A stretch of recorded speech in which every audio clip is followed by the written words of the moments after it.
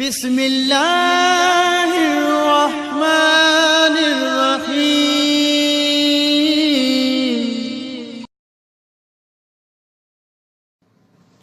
अऊज़ु बिल्लाहि मिनश्शैतानिर्रजीम। बिस्मिल्लाहिर्रहमानिर्रहीम। अल्हम्दुलिल्लाहि अहलिही वस्सलातु वस्सलामु अला अहलिहा।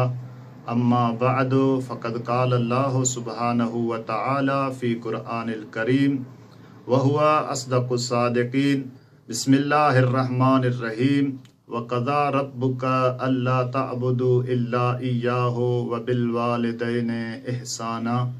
नाज़रीन किराम व सामीन मुहतरम, अस्सलामु अलैकुम व रहमतुल्लाहि व बरकातुहू। नाज़रीन, एहतराम वालिदैन जे मौज़ू ते ही असांजी 8 नंबर निशस्त आहे। इन खां पहिरियां असां कोशिशि कईसीं त एहतराम वालिदैन खे मद्देनज़र रखी अहल बैत जा अक़वाल, अहादीस पैगंबर ऐं आयात इलाही अवां जे साम्हूं पेश कयूंसीं।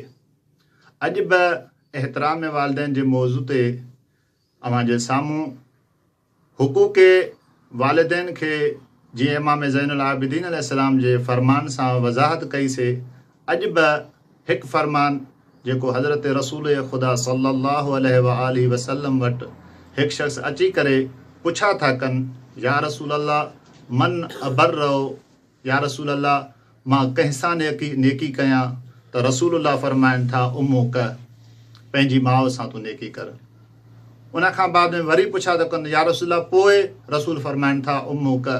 काल सुम्म मन, रसूल फ़रमाइनि था उम्मुक।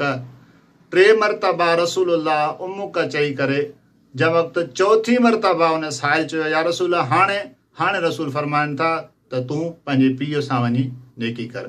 इन फ़रमान में बि रसूल ख़ुदा सल्लल्लाहु अलैहि व आलिहि वसल्लम तव्हां ऐं असांखे पंहिंजी माउ सां एहतराम सां पेश अचण जे लाइ ताक़ीदन उन साहिल खे जवाबु ॾिना आहिनि त तव्हां माउ सां नेकी कयो, माउ सां नेकी कयो, माउ सां नेकी कयो, उन खां बाद में वञी पीउ सां नेकी कयो। इन मां जेको नतीजो निकिरे थो, अगरि तव्हांजे साम्हूं तव्हांजे वालिदैन जो इख़्तिलाफ़ थी पवे कंहिं बि गुफ़्तगू ते, त तव्हां उन वक़्तु पासो जेको वठो पंहिंजी माउ जो वठो, हिकु चकर, ॿियो चकर, टियों चकर, उन खां बाद में जेको आहे पीउ आहे तव्हांजो। इन फ़रमान में बि अलाह जो रसूल असांखे पंहिंजे माउ सां एहतियात सां कलाम करणु, उनजी इज़त करण जो दर्स ॾिनो। ऐं ईअं ई हिकु मशहूरु मारूफ़ रिवायत आहे जेका हिकु वालिदा सां हज़रत मूसा अलैहिस्सलातु वस्सलाम जे ज़माने में पेश आई, जो हज़रत मूसा ख़ालिक़ अकबर खां पुछा कई त मालिक, हिन क़ुराए अर्ज़ ते मुंहिंजी रयत में कहिड़ो शख़्स आहे जेको जन्नत में मूंसां गॾु हूंदो।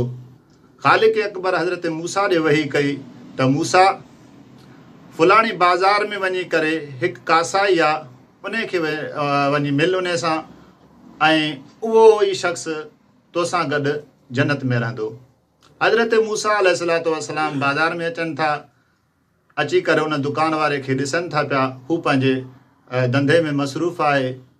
जीअं ई शाम जो वक़्तु थियो, दुकान बंदि कयईं, कुझु घर लहम गोश्त खणी हलणु लॻो, त हज़रत मूसा हुन खे चयो, बंदे ख़ुदा, अॼु मां तव्हांजो महिमान थियणु चाहियां थो।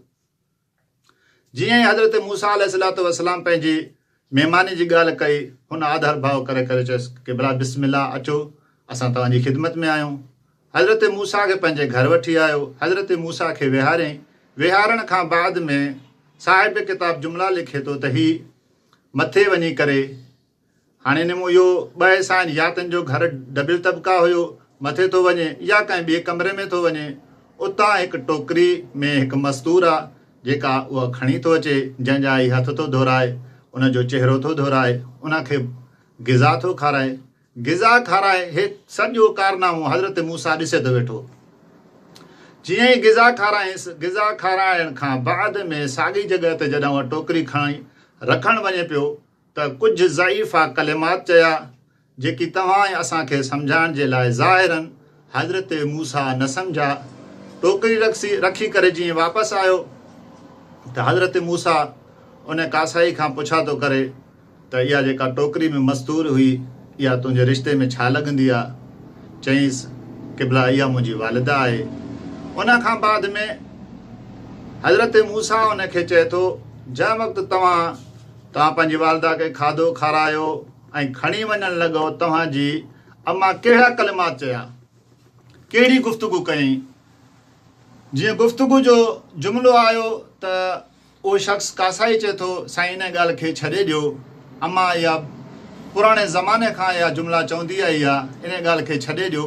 हज़रत मूसा फरमाइनि था न, मूंखे ॿुधायो त तव्हांजी वालिदा कहिड़ा कलिमात चया? चईंसि जॾहिं खां अम्मा जी मां ख़िदमत शुरू कई आहे, अम्मा मूंखे हिकु जुमिलो चवंदी आहे, पुट अलाह कंदो तूं हिन दौर जे नबी सां गॾु जन्नत में रहंदे। इहा अम्मा जी दुआ हूंदी आहे, अलाए क़बूल थींदी अलाए न। हज़रत मूसा चवनि बंदे ख़ुदा तुंहिंजी वालिदा जी दुआ क़बूल आहे ऐं तूं जन्नत में पंहिंजे ज़माने जे नबी सां गॾु हूंदे। इन रिवायत मां, इन पूरे किसे मां असांखे इहो नतीजो मिले थो त माउ सां एहतराम करणु सिर्फ़ु जन्नत जो हक़दार नथो बणाए, बल्कि जन्नत जो हक़दार त पंहिंजी जॻह ते, पर उहो मक़ाम मिले थो जन्नत में जिथे अंबिया रहंदा आहिनि। तव्हां असांखे घुरिजे त हदल इम्कान कोशिशि कयूं त पंहिंजे पीउ ऐं माउ सां नेकी कयूं, ख़ुसूसन माउ सां नेकी कयूं जंहिंजो सिलो जन्नत आहे। ऐं हिकु हदीस आहे जंहिंमें रसूलुल्लाह फरमाइनि था अल जन्नत तहत अक़दामिहिल उम्माहात, जन्नत माउ जे क़दमनि हेठां आहे। इन ते वॾी गुफ़्तगू आहे, बसि टाइम न हुजण जे करे। जंहिंजे क़दमनि जे हेठां जन्नत आहे उहा जन्नत मिलंदी इहा जॾहिं असां सां उहा राज़ी हूंदी। वस्सलामु अलैकुम वरहमतुल्लाहि।